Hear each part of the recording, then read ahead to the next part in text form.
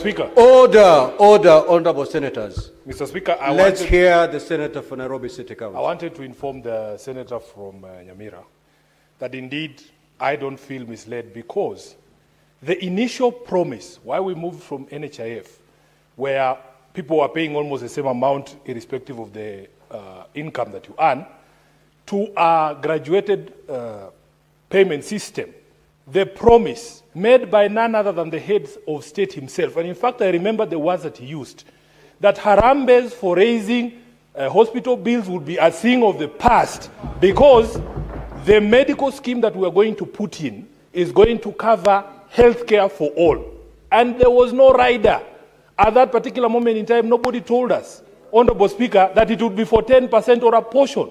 That is the justification, Honorable Speaker, why my contribution moved from less than 1,000 to 33,000. And he was telling us that those of us who are able to pay more should do so, so that Harambes are a thing of the past. Are Kenyans still holding Harambes to fund Medicare? Yes, they are. Therefore, SHA is not working. Thank you, Honorable Speaker. Now, honorable senators. Honorable senators.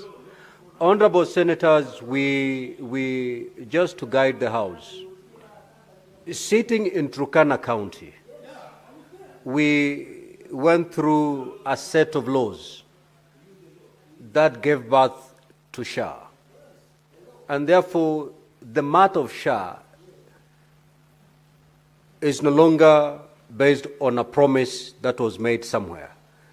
It is based in the law. So in that particular law that this House took part in passing, did you pass in that law that when someone checks into a hotel, or if someone becomes sick, or someone undergoes a certain procedure, and the bill comes, for example, $1 million, under that law, did you pass that the entire amount was supposed to be covered by SHA, or under the law you passed, it was a percentage of the total amount? I want to be referred to the law, not to a promise that was made somewhere. Speaker, if you remember, and the answer can bear me witness, I am one of those people who opposed this particular legislation, Honorable Speaker. And there is something in law called obtaining by false promises and pretenses. Speaker, even as late as 2 weeks ago, the President was telling Kenyans that if you go to hospital and you are asked for money, you report that person to the nearest police station. So, on what law was he basing that promise? He must understand, Honorable Speaker, that when you speak from the office of the President, that is not a position. In fact, the law is that you are not allowed to give information that is misleading under the Public Officers Ethics Act. The question then we have to ask, Honorable Speaker, the promise that was made, the perception that has been created out there, whose problem is that? Personally, I voted against that law, and I brought amendments to that law on this particular floor, including one to cap the limits of the contribution. But they told us, no. Increase your contributions so that those of us who do not have income are able to get free Medicare. That is how it was sold. If that has changed, Honorable Speaker, let us be told. But I know what I voted against on this floor. I know the amendments that I brought, and some of these hecklers here are the ones who voted for this law, and they are here telling us SHA is working. Senator, and people are dying in the states. Order, honorable senators, order. Now, Senator for Nairobi City County, kindly withdraw the word heckler. A few minutes ago, the senator for... Hello Kenyans, let's get this right. There's been drama, and you've just watched Sifuna trying to lecture, trying to remind the Senate what President William Samoei Ruto promised Kenyans when he was trying to defend the SHA thing against the NHIF. Remember, before the SHA, we used to have an NHIF, and with NHIF, we used to pay very little of money, but there was some services that were being offered that are much good compared to what some other people are facing with the SHA thing. Remember, with the share now, you have to pay like 6,000. That is a yearly thing for people like us who don't have government jobs, who don't have jobs. So we depend on the little salaries that we get to make sure that it's paid. But there are people who, again, have benefited from the share, and there are those who have not benefited from the share thing.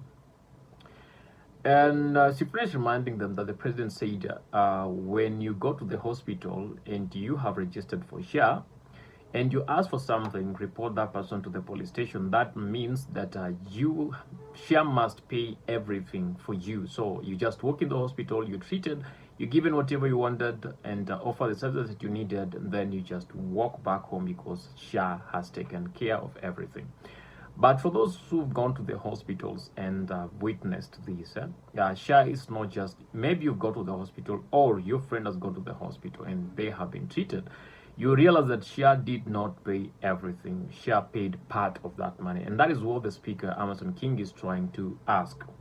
Is there any law that was put as the very people who are defending share and arguing about share put in place to make sure, or to say that share will pay every single penny, that every single penny for every Kenyan who gets himself to the hospital, that to the hospital to be treated?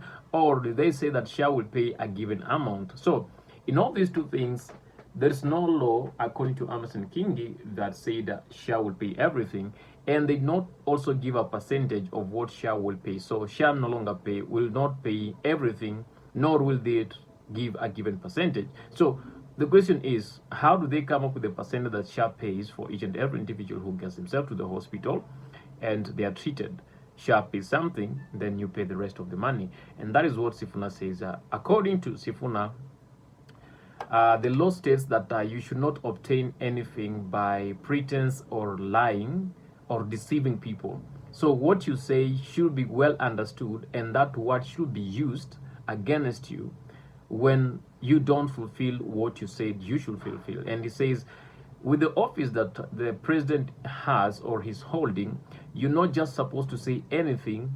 You have to make sure that you are following up with everything that you're saying. But let's look at this, or however, let's look at this. With politics, as you've said, there is not any politician who is right. And politics, or every politicians, they are not after the voters' interest. They are after their own interest. And when they promise some other things, they don't really mean that they will do whatever they have promised. Some of them promise all this thing as a way. They lure you into their basket. Once you are in their basket, they'll find another way to control you. And the best way to control people has always been on lies and lies and lies. Give people false hope. Give people false hope. And whatever you've promised them, do 1% of what you've promised them, but let them remain under the state of trying to guess whether it shall be done or it shall not be done, whether you're going to do it or not, and continue giving those promises and promises and promises and promises. At the end, they will realize that whatever you promised, you have not achieved, you have not done anything or implemented anything, or you've done so little on the same that you've been implementing. And that is the very game that every government, not just the Kenyan government, but every government in the world will use to try to control their own people. Promise them good things, deliver little or deliver less, and continue promising those good things. Blame someone else for you not fulfilling for whatever you promise them, because they have either cut down or they have either manipulated systems in one or the other for you not to achieve whatever you want. But at least someone has to be blamed. That's the game of politics. Someone has to be blamed for you not achieving whatever you promised, as much as you know that person should not take the blame. But now, to wash your face before the people, at least someone has to carry the blame. One thing I want to ask is, Sifuna has been so much vocal when calling out such a things and such a things in the government, where the government is not doing whatever they promised. And I want to ask myself, what truth does Sifuna have that convinces him that he has to stand for the truth and defend the people that he knows that are less fortunate, and they're not in a position of his understanding, and they don't know much as he knows? Is there a secret that Sifuna has that You know, is there a secret that Sifuna has that most of us don't know? Okay, with time we'll continue getting to understand who Sifuna is. But as per now, the only person in opposition, the only opposition in this country is none other Sifuna, Edwin Sifuna, the senator of Nairobi County. So let me leave us your comment in the comment section. Let us hear what you believe or what you understand about all this idea or all these things. I love you all. Until next time we meet, same place, same time, same place. Thank you. It's been your host, Alan.